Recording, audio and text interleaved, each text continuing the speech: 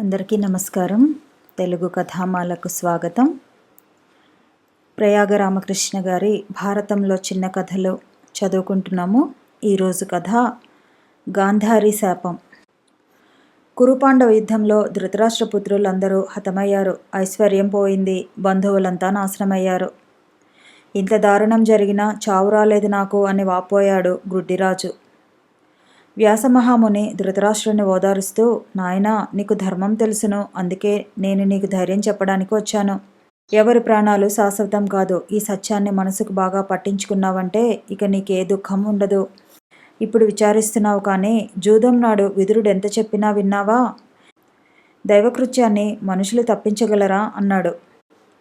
రాజా, ఒకనాడు దేవసభకు వెళ్ళాను నేను. దేవతలతో మహామునులతో మాట్లాడుతూ ఉన్న సమయంలో భూదేవి ఏడుస్తూ వచ్చింది అక్కడికి. నా భారం తొలగిస్తామని మీరంతా బ్రహ్మసభలో ప్రతిజ్ఞలు పలికారు. ఇప్పుడు ఇలా ఎందుకు ఆలస్యం చేస్తున్నారో తెలియడం లేదు. ఇంకా నా భారం తొలగే మార్గం ఏమిటి అని దేవతలను ప్రశ్నించిందామె. ధృతరాష్ట్రుడనే రాజుకు 9 కొడుకులు పుడతారు. వాళ్ళలో పెద్దవాడైన దుర్యోధనుడి వల్ల నీ భారం అంతా నశిస్తుంది. వాణ్ణి చంపడానికి, రక్షించడానికి ముందుకు వచ్చి భూమి మీద ఉన్న రాజులంతా సేనలతో సహా కురుక్షేత్రంలో హతులవుతారు. ఆ దుర్యోధనుడు కూడా తమ్ములతో పాటు మరణిస్తాడు. అంతటితో నీ భారం తీరిపోతుంది. వెళ్ళు, నిశ్చింతగా భూతారణం చెయ్యి అన్నాడు నారాయణుడు చిరునవ్వుతో. ఇంకా కౌరవులు నాశనమయ్యారంటే ఆశ్చర్యమేముంది? విధిని ఎవరు తప్పిస్తారు? ధృతరాష్ట్రుడు ధైర్యం తెచ్చుకుని గాంధారిని, కుంతిని, కోడళ్లను వెంటబెట్టుకుని యుద్ధభూమికి బయలుదేరాడు. పెద్ద తండ్రి వస్తున్నాడని తెలిసి ధర్మనందనుడు ముందే అక్కడికి వెళ్ళాడు. అతని వెంట తమ్ములు ద్రౌపది, కృష్ణుడు కూడా ఉన్నారు. ధర్మరాజు కంటపడగానే ధృతరాష్ట్రుడి కోడళ్ళందరూ బిగ్గరగా ఏడ్చారు. దుఃఖంతో, ఆవేశంతో పేరు పేరున పాండవులందరినీ నిందించారు.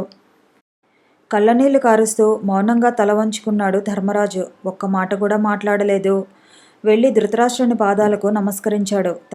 తరువాత పాండవులు కృష్ణ సహితంగా వెళ్ళి గాంధారికి నమస్కరించారు. కోపంతో మండిపడిందామె. శత్రువుల్ని చంపొచ్చు, కానీ ఈ గుడ్డివాళ్ళిద్దరికీ ఊతకర్రగా ఒక్కడినైనా మిగల్చకుండా అందరినీ నాశనం చేశారే. మీకు అపకారం చేయనివాడు 100 మందిలో ఒక్కడైనా లేకపోయాడా? ఒక్కడిని అట్టే పెడితే మీ ప్రతిజ్ఞ భంగమవుతుందా? ఆ ఒక్కడు మిమ్మల్ని రాజ్యం చేయనీయకుండా అడ్డగిస్తాడా? ఇంతకు ఏడి మీ మహారాజు? ఎర్రబడిన ముఖంతో ప్రశ్నించింది గాంధారి. అజాతశత్రుడు చేతులు జోడించి ఆమె పాదాల దగ్గర మోకరిల్లాడు. గాంధారి తల వంచి దీర్ఘంగా నిట్టూర్చింది. నేత్రాలను బంధించిన వస్త్రంలోంచి ఆ మహాసాధ్వి దృష్టి లిప్తపాటు ధర్మరాజు కాలిగోళ్ల మీద పడింది. ఆ గోళ్లు వెంటనే ఎర్రగా కందిపోయాయి. అది చూసి హడలిపోయి కృష్ణుడి వెనకాల దాగాడు అర్జునుడు. నాయనా, వెళ్ళి కుంతీదేవిని చూడండి అంది గాంధారి కోపాన్ని శమింపజేసుకుని. వాసుదేవా, ఇలా రావయ్యా అని పిలిచింది గాంధారి. వచ్చాడాయన. కృష్ణ, కౌరవ పాండవ కుమారులు తమలో తాము కలహించుకున్నప్పుడు నువ్వు నచ్చచెప్పకపోయావు. కథన రంగాన కాలూనినప్పుడు నువ్వు అడ్డపడకపోయావు. సమర్థుడివై ఉండి కూడా ఉపేక్ష చేశావు. అందరినీ చంపించావు. దేశాల్ని పాడుబెట్టావు. జనక్షయానికి కారకుడవైన జనార్దన, దీని ఫలం నువ్వు అనుభవించు. నా పాతివ్రత్య పుణ్యఫల తపశక్తితో పలుకుతున్నాను. నువ్వు వీళ్ళందరినీ ఇలా చంపావు కనుక ఈనాటికి 36వ సంవత్సరంలో నీ జ్ఞాతులు కూడా వీళ్ళలాగే పరస్పరం కలహించుకొని చస్తారు.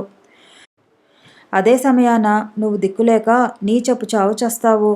మీ కుల స్త్రీలు కూడా ఇలాగే అందరినీ తలుచుకుని ఏడుస్తారు. ఇది ఇలాగే జరుగుగాక అని శపించింది గాంధారి. సమ్మోహనకరంగా చిరునవ్వు నవ్వాడు కృష్ణుడు. అమ్మా, ఈ శాపం యాదవులకు ఇదివరకే ఇచ్చారు కొందరు మునులు. నువ్విప్పుడు చరివిత చరణం చేశావు. యదువంశీయులను దేవతలు కూడా చంపలేరు. అందుచేత వాళ్ళలో వాళ్లే కొట్టుకు చేస్తారు. పోనీలే కానీ అందువల్ల నీకేం వస్తుంది చెప్పు అన్నాడు నవ్వుతూనే.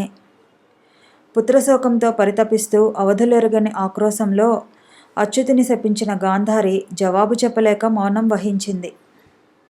మరొక కథతో మళ్ళీ కలుసుకుందాము.